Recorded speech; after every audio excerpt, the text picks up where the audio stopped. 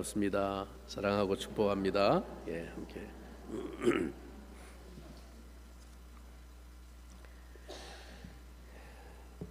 오늘 아침 우리에게 주시는 하나님의 말씀은 출애굽기 25장 말씀이 되겠습니다. 25장 1절부터 9절까지.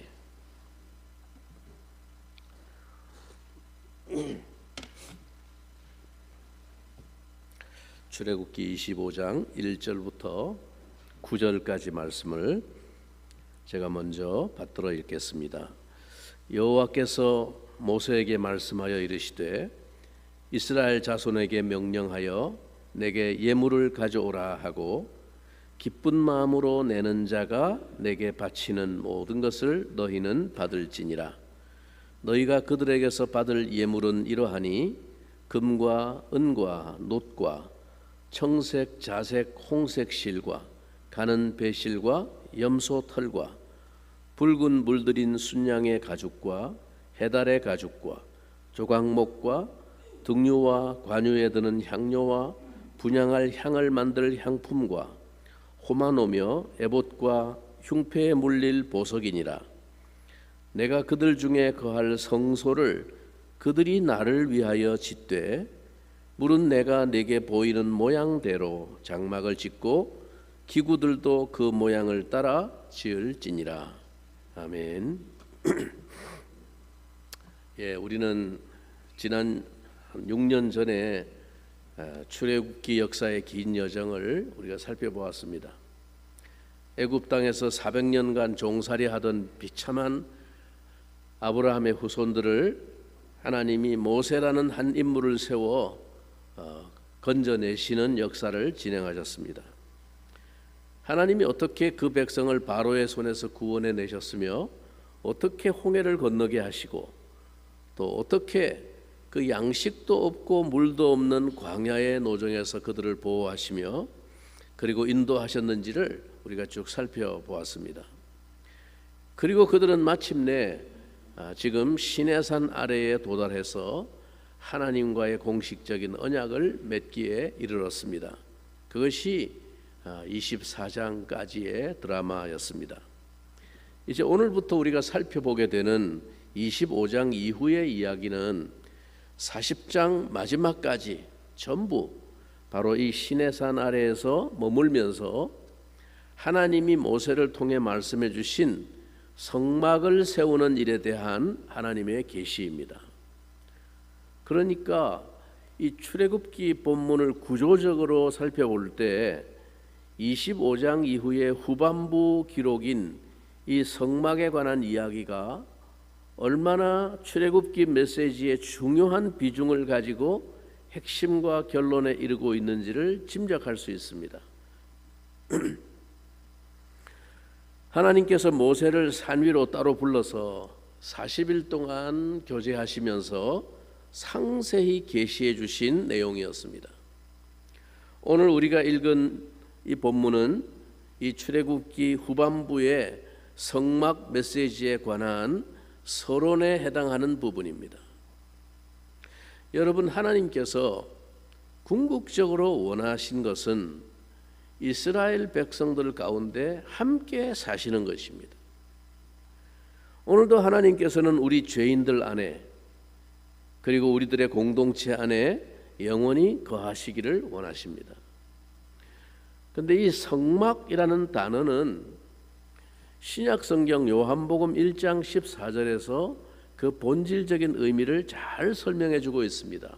너무나 우리가 잘 아는 구절인데 여러분 한번 들어보십시오. 요한복음 1장 14절에 말씀이 육신이 되어 우리 가운데 거하심에 우리가 그의 영광을 보니 아버지의 독생자의 영광이요 은혜와 진리가 충만하더라. 이 말씀이 성막과 어떻게 연관이 있을까요? 말씀이 육신이 되어 우리 가운데 거하심에 라고 할 때 이 거하심에 라는 단어가 바로 성막의 의미를 밝혀주고 그 실체를 알게 해주는 말씀입니다. 이 거하심에라는 단어의 명사형이 바로 성막이라는 단어입니다. 히브리 말로 성막이라는 말은 미시칸이라고 부릅니다. 그런데 이 미시칸이라고 하는 성막이라고 하는 단어는 본래 그 원형이 동사인 샤칸이라는 동사에서부터 나온 말입니다. 샤칸. 이 샤칸이 그럼 뭐냐? 거주하다, 그런 의미를 가진 동사입니다. 그런데 참 재밌는 것은 이 샤칸이라고 하는 거주하다라는 동사에서부터 파생되어지는 명사가 있는데 샤켄이라고 하면 명사가 됩니다. 그런데 이 샤켄이라는 명사는 어떤 의미냐 하면 바로 내 근처에 거주하는, 이 샤칸이 거주하다라는 말인데, 이걸 샤켄 그러면 내 근처에서 거주하는 어떤 사람, 그걸 가리키는 말입니다. 내 곁에 함께 거주하는 사람, 쉬운 말로 뭡니까? 이웃이라는 거예요. 이웃. 내 이웃을 말할 때 샤켄이라고 말합니다. 근데 바로 여기서 나온 말이 미시칸이라는, 성막이라는 말이라는 뜻이죠. 자, 그러면 여러분 한번 생각해 보세요. 하나님께서 이스라엘 백성들에게 이 성막을 지으라고 말씀하신 하나님의 중심 뜻이 뭐겠어요? 나는 네 옆에 살고 싶다, 그 말이에요. 나는 네 옆에 같이 살고 싶어. 하나님이 우리 곁에 함께 사시는 이웃이 되기를 원하신다는 것입니다. 여러분, 성막은 하나님이 거하시는 바로 하나님의 임재에 대한 상징입니다. 즉 요한복음의 말씀은 예수님께서 하나님으로서 자기 백성들 가운데 오셔서 이웃처럼 같이 거하신 분이라는 사실을 증거한 것입니다. 그것이 곧 이 구약시대의 이스라엘 백성들이 늘 보아왔던 그 성막이 상징적으로 말해왔던 그 참된 메시지가 실현된 것이라는 말씀입니다. 그렇다면 여러분, 이제는 성막도 사라졌고 예수님도 가시고 없는 오늘 우리들에게 이 말씀들이 갖는 의미는 무엇이며 우리에게 주는 메시지는 무엇이겠습니까? 이것을 통해서 오늘 우리들에게 하나님이 말씀하시고 싶은 메시지는 무엇일까요? 왜 하늘의 하나님은 하늘에 계시지 않고 땅에 오시려고 합니까? 굳이 우리들의 사는 곳 그 안에 초라한 장막을 짓고 거기 거하시려고 합니까? 성경이 말씀하고 있는 우리 기독교 신학의 한 중요한 핵심 주제는 바로 임재의 신학입니다. 하나님이 우리와 함께 하신다, 우리 가운데 임재하신다라고, 그 신학입니다. 그래서 여러분, 복음 그러는데 복음의 핵심이 뭡니까? 복음의 핵심이 바로 임마누엘인 것입니다. 하나님이 우리와 함께 계신다는 것입니다. 그게 성경이 말하는 복음의 핵심입니다. 그래서 또한 천사 가브리엘이 마리아에게 잉태하여 아들을 낳을 것이라고 계시할 때 그 이름을 예수라 하라. 그리고 또 한 가지 이름을 주셨습니까? 뭡니까? 임마누엘이라 하리라. 임마누엘, 하나님이 우리와 함께 계신다. 예수님이 그 이름이 그렇다는 것입니다. 그래서 사실 이 출애굽기 신학의 가장 중요한 핵심적인 주제도 바로 이 임재의 신학, 즉 임마누엘의 복음이라는 점을 강조하고 있습니다.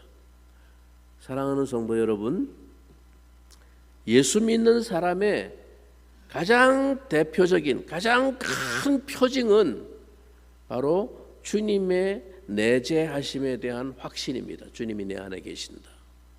이게 예수 믿는 사람의 우리 신앙의 가장 큰 표징입니다. 이 확신 하나가 엄청난 삶의 결과를 가져옵니다. 주님께서 내 안에 임재해 계신다는 확신이 없다면 자신에 대해서도 전혀 자신을 가질 수가 없습니다. 늘 주님과의 사이에서 거리감을 느끼며 사는 사람은 그 삶에 힘을 발휘할 수 없습니다. 늘 빌빌거리는 영적인 무력함을 나타내게 됩니다. 그런데 주님께서 내 안에 임재해 계신다는 확신을 가진 성도들은 그 삶에 이상한 힘이 있습니다. 어떤 상황에서도 흔들리지 않습니다. 자, 그러면 오늘 하나님은 우리 안에 어떻게 임재하십니까? 어떻게 함께 하시고 어떻게 거하십니까? 구약 시대의 이 성막의 메시지를 통해서 하나님은 자기 백성과 함께 거하기를 원하시는 분임을 그 모형과 상징으로 나타내 주셨습니다.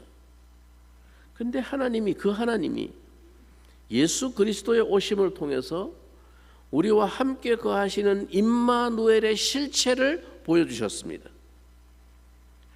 그런데 예수님은 역시 우리처럼 사람과 같은 육신을 가지고 오셨기 때문에 시간과 공간의 제한을 받으셨습니다. 왜? 사람이니까. 예수님이 함께 하신다는 것이 매우 제한적으로 이해되고 체험되었습니다. 무슨 말이냐 하면, 즉 예수님이 나사렛에 지금 계시면 그 같은 시간에 예루살렘에 있는 사람은 예수님이 나와 함께 하신다는 실제적인 경험을 가질 수가 없습니다. 몸을 가지고 있기 때문에, 시간과 공간의 제약을 받고 있기 때문에.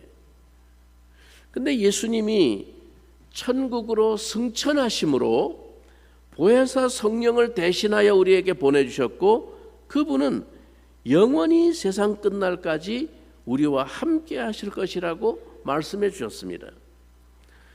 그래서 오늘 성령님은 우리와 훨씬 더 본질적으로 그리고 무제한적으로 우리와 함께 거하시는 임재의 실체를 누리게 하시는 하나님이십니다.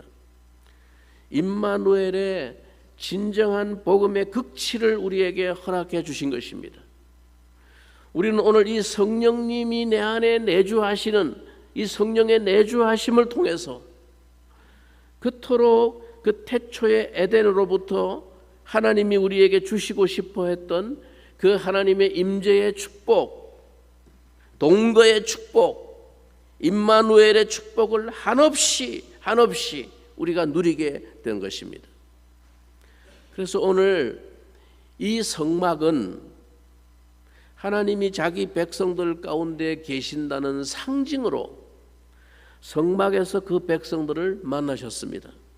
그래서 그 성막이 멈추고 성막이 진영 가운데 세워질 때는 늘 그 성막 위에 하나님이 지금 그 백성들의 진영 가운데 하나님도 함께 계신다라는 것을 백성들이 볼 수 있도록 쉐키나라고 하는 그 하나님의 영광의 구름이 성막 위에 머물러 계셨습니다.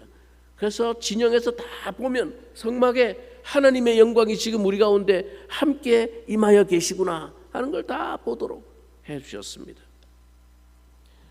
그런데 성도 여러분, 하나님은 이토록 중요한 성막을 세우시는데 왜 꼭 이스라엘 백성들의 손으로 지으라고 말씀하셨을까요? 왜 하나님은 그들에게 그 성막을 지을 재료를 내놓도록 요구하셨을까요? 하나님은 이 성막을 세우기 위해서 백성들이 가지고 있는 소중한 보화와 재물을 즐거운 마음으로 드려야 한다고 요구하셨습니다. 자, 1절과 2절을 다시 한번 의미를 보면서 읽어보겠습니다. 1절과 2절 다 같이. 여호와께서 모세에게 말씀하여 이르시되 이스라엘 자손에게 명령하여 내게 예물을 가져오라 하고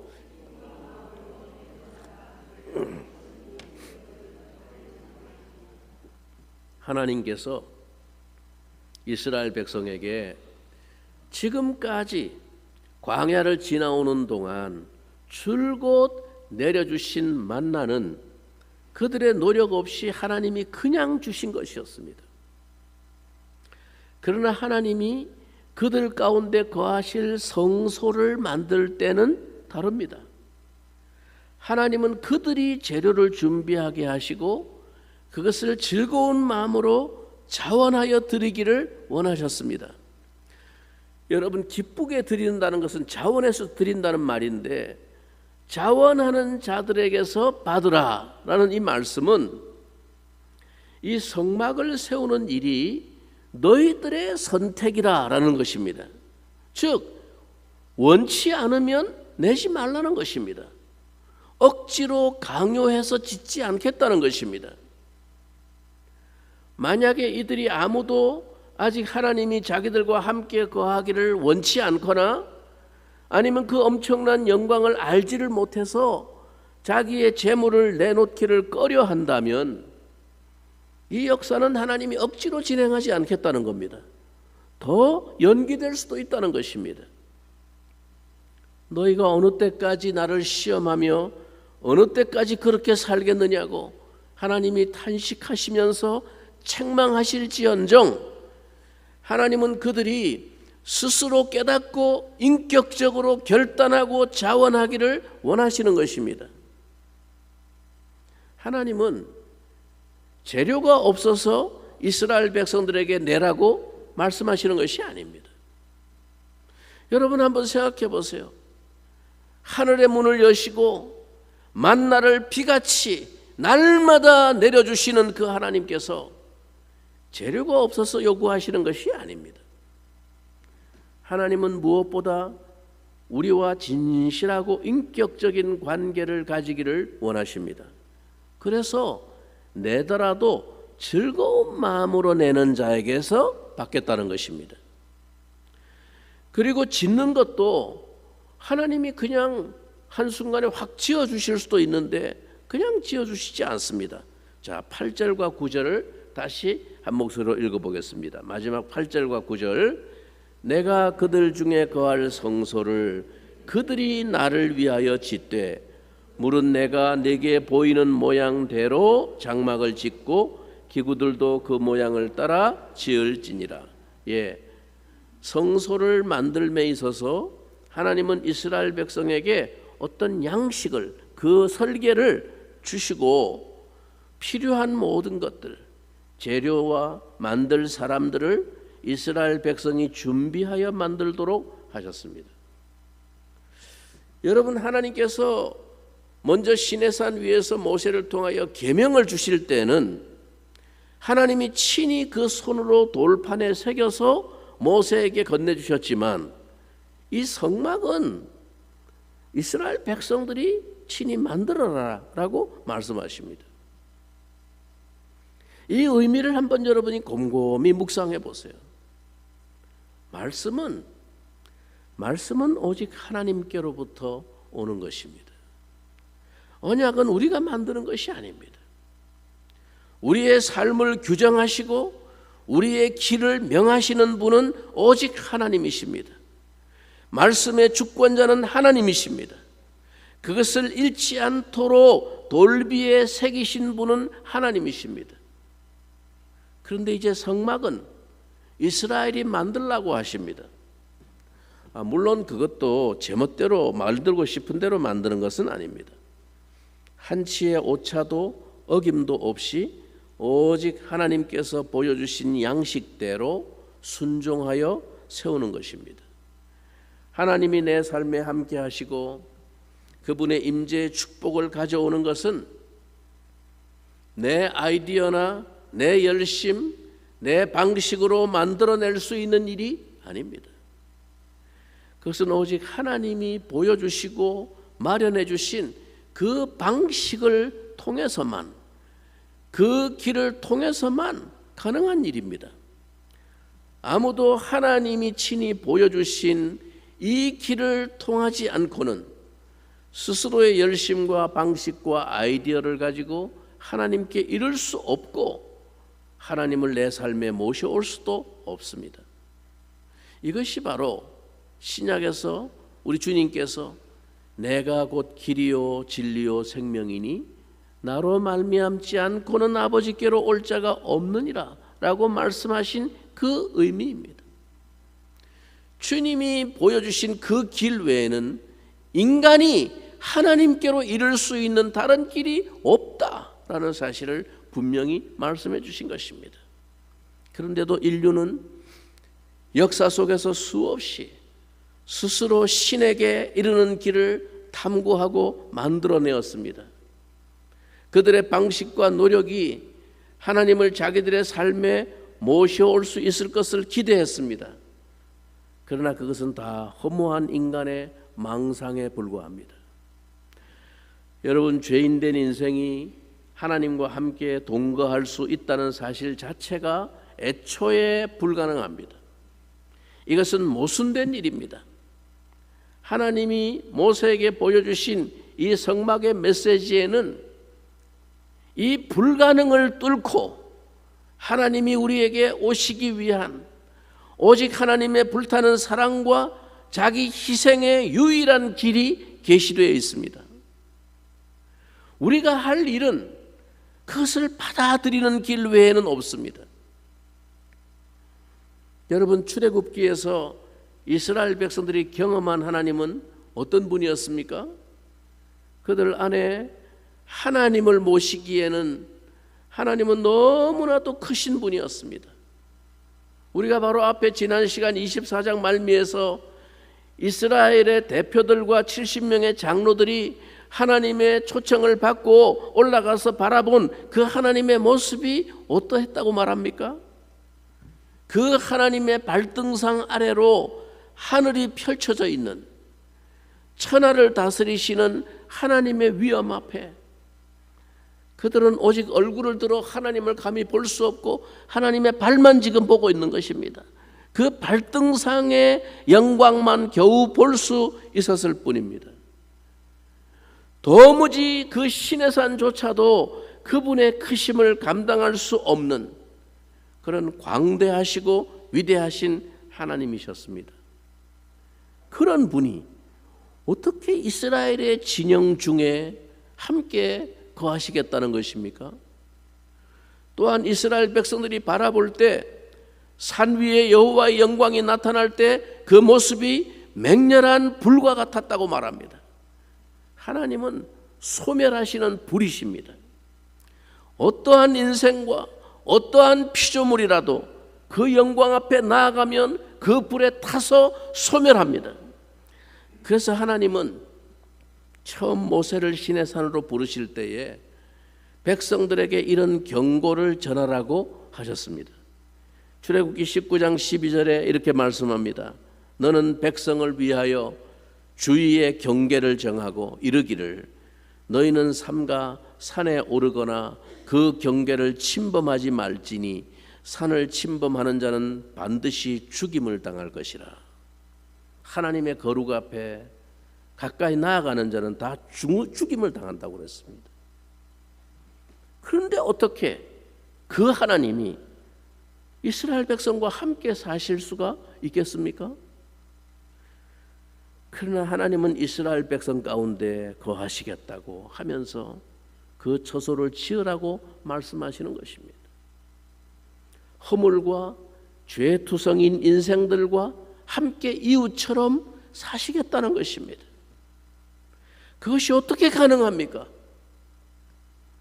그것은 바로 이 성막이 가지는 특수한 기능 때문입니다.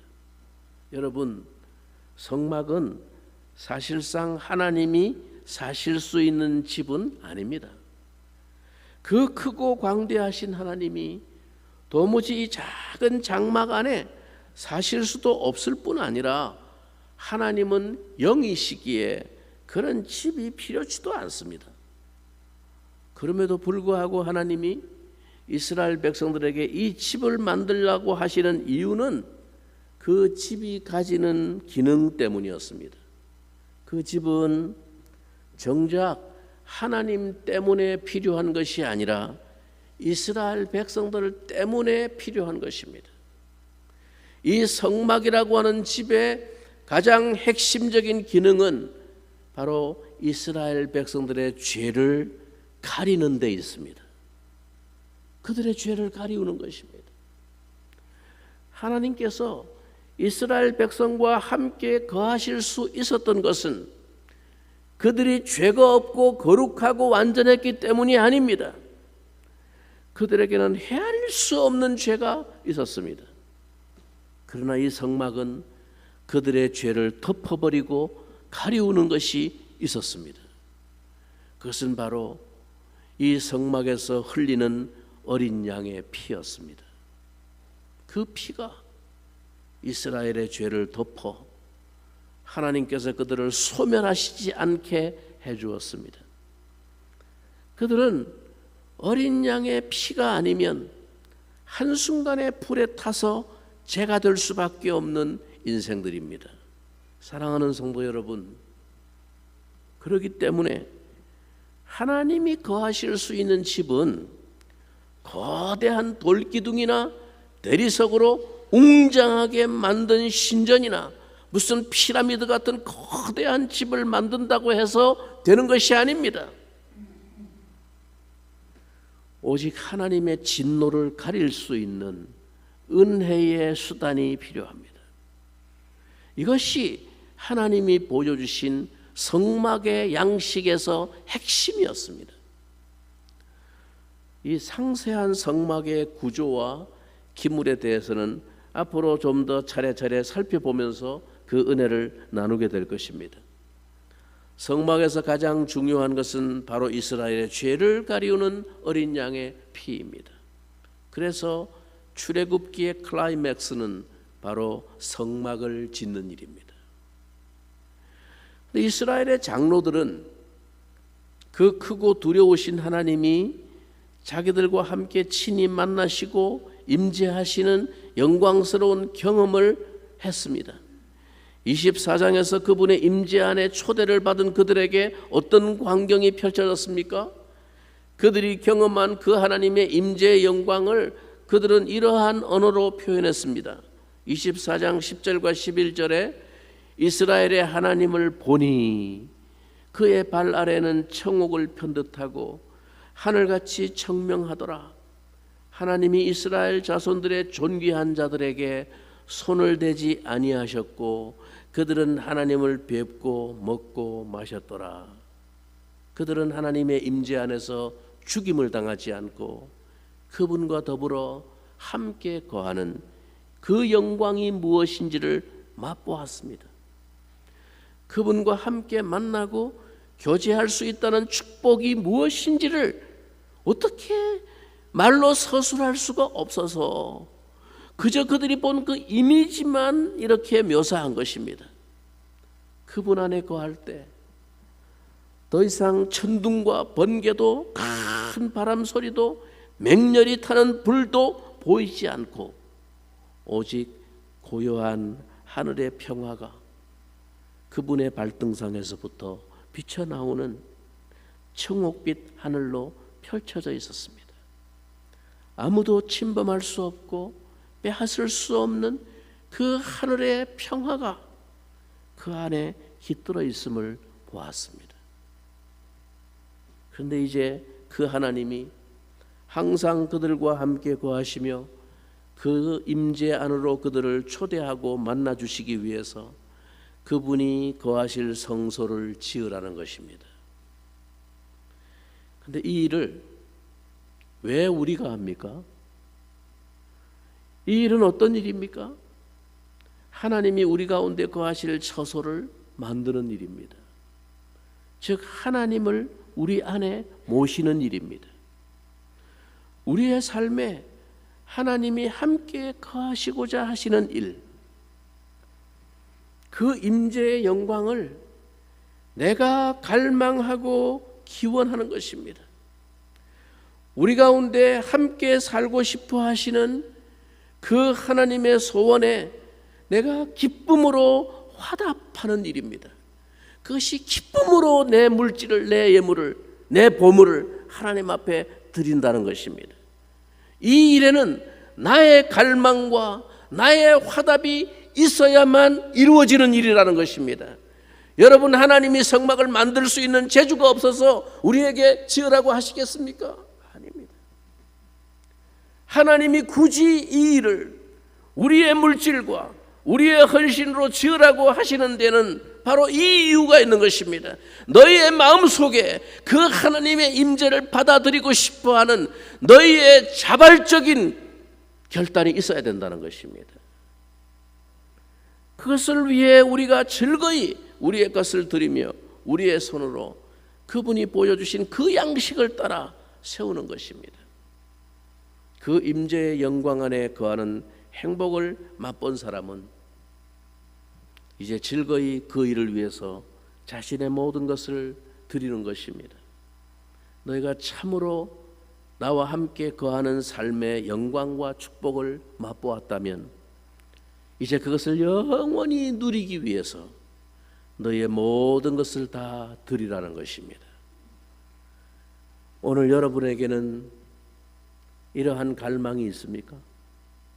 오직 하나님이 내 삶에 함께 거하시고 그분의 임재 안에서 누리는 그 복된 삶을 위해서 여러분의 모든 소중한 것을 다 즐거이 드리며 오직 그분이 보여주시는 그 길 안에서 그분의 방식대로 전심으로 여러분의 영혼의 성소를 세워가고 있습니까?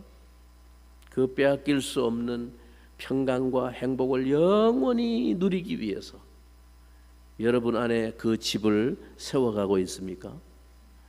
하나님을 여러분의 삶에 모셔오는 것, 하나님의 임재를 여러분의 삶 속에 머물게 하는 것, 그 일이 여러분의 생애의 최대의 갈망이 되기를 바랍니다.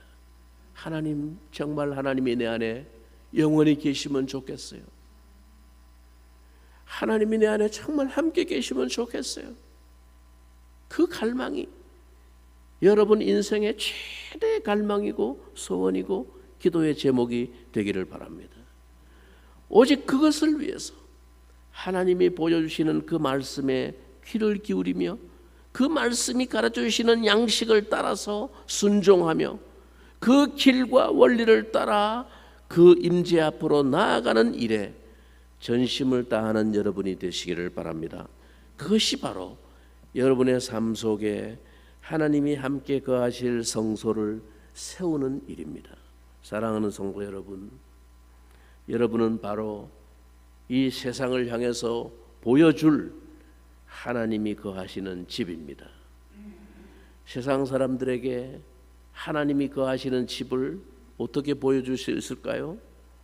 그분과 함께 사는 그 삶의 영광을 드러내어서 세상이 그 하나님의 사랑을 알 수 있도록 그분의 빛이 새어나오는 창이 되어야 합니다. 무엇보다 먼저 여러분의 영혼에 하나님의 내주하심에 대한 확신과 기쁨이 있기를 바랍니다. 그때 하나님은 여러분의 영혼의 창을 통해서 여러분 안에 거하시는 하나님의 영광의 빛을 세상 가운데 비추게 하실 것입니다. 오늘 이 말씀을 붙들고 함께 기도하면 좋겠습니다. 거룩하신 하나님이 죄로 오염된 내 영혼에 거하시기 위해서 아들의 피를 흘려 덮어주심을 감사합니다. 그 은혜로 우리가 언제나 존귀한 자와 같이 하나님의 영광 앞에 나아갈 수 있게 되었사오니 내 인생이 그 복을 놓치지 않기를 원합니다. 날마다 하나님의 임재와 동거하심이 내 삶 속에 나타나기를 원합니다. 아무도 흔들 수 없는 이 확신을 가지고 감격하며 담대하게 해주시옵소서. 하나님이 내 안에 거하시고 내가 하나님과 동거하는 그 삶의 빛을 통해서 내 이웃이 하나님의 사랑을 알게 해주시고 열방이 주께 돌아오는 통로가 되도록 우리의 삶을 인도해 주시옵소서. 우리 같이 한번 동성으로 기도하겠습니다.